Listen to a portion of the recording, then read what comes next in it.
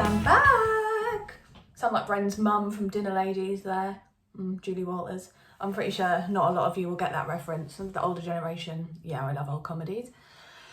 So, I am back with another video. I feel a little bit scared still, a little bit unused to seeing my face talking these rather than writing them all down and hiding behind my keyboard. It's what English students do. Oh yeah, I have a degree in English literature, for those of you who are wondering why blogging came before vlogging. Yeah.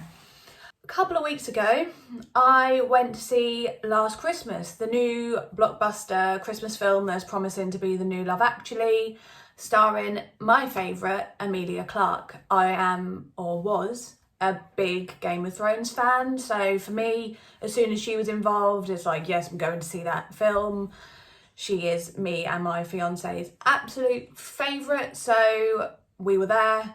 Obviously, we weren't expecting dragons, so, you know, we were expecting a rom-com. It was all good. We did not have false expectations. I have to say, I think it will be a new smash Christmas film that we will whack on every year to get us in the spirit.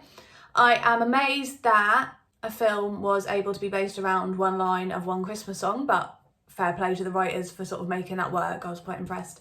So before we go any further with this video, spoilers ahead. I will be talking about the film, I will be talking about the ending, so spoilers! Don't know, maybe I need to put a big message saying that before I carry on, but there will be spoilers, you have been warned. The film, I loved it, but I cried buckets in the cinema. When I got home, I couldn't stop crying. I was in absolute state.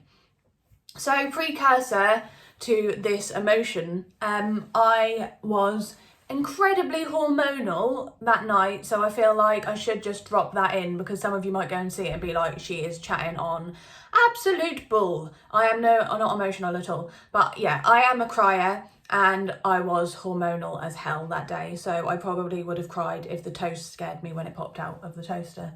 That was a really random comparison anyway. So yeah, I cried buckets, so fair warning if you are going to see the film and you're an emotional wreck like me. I probably didn't cry much at the bit that you're supposed to cry at. Kate, the main character in the film, has been ill since Last Christmas, and we don't find out till later in the film it's heart issues. So for me, I knew that she was going to be ill. It was the premise of chronic illness and Christmas, which are two things that are very sort of dear to my life at the moment. I do love a bit of Christmas. So yeah, chronic illness and Christmas, like, they don't really go together. They're not really Wallace and Gromit, are they?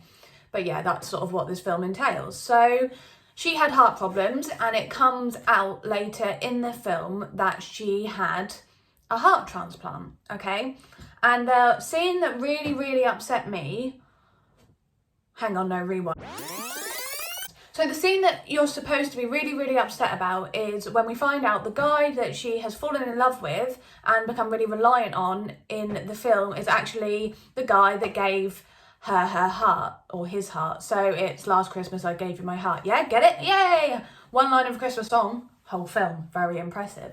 But didn't see it coming. We find out that it was him who was killed in an awful cycle accident and his heart was donated, which I thought was quite relevant because obviously next year we've got the opt-in, opt-out system of donorship changing, so it seemed quite poignant it was a good time to release it. There was bits about Brexit and a lot of sort of things talking about immigration, because the family that Kate belongs to has come over from Yugoslavia all those years ago when they were being persecuted. So I thought that was really, really special to see that put into the film as well. It made for a really good extra story of saying that all the time people are welcome here, which is something that I really, really get behind. Don't want to be too political, but yeah, for me it was sort of heartwarming. Emma Thompson done an amazing job. Yep, she is in the film and she don't think she directed it. I'll have to check that. So she did an amazing job. So yeah, at the end of the film, we find out that he isn't in fact there. He is sort of a figment of her imagination because his heart is in her now and he sort of guides her, which is kind of a lovely thought.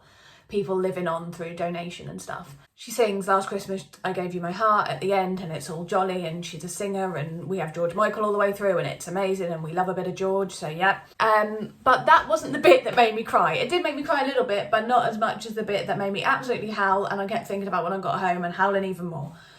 So there's a bit in the film where she confides in the guy that she's in love with that she is struggling and she doesn't want to face up to her illness and what she's gone through, okay?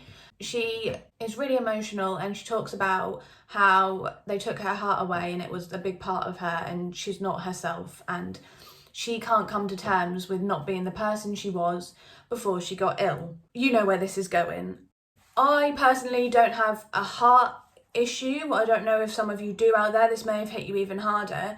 But for me, it was hearing someone express the idea that we are not the same person as we were before we got ill, okay? And it was something that it took me a long time to deal with when I was first going through this, and I hadn't thought about it for a hell of a long time. So hearing someone talk about, especially in sort of popular culture, to talk about what it's like to lose part of yourself, to not be who you were before we faced all this and feel lost, really upset me. I spent a long time talking to Tyler about not being the girl that I was when we first got together, not being the girl I was before I had to be on all these drugs and certain parts of my life were taken away from me because of the things I'm limited to now. Don't get me wrong, I still love life and I'm so lucky to be here and to be able to do the things I do.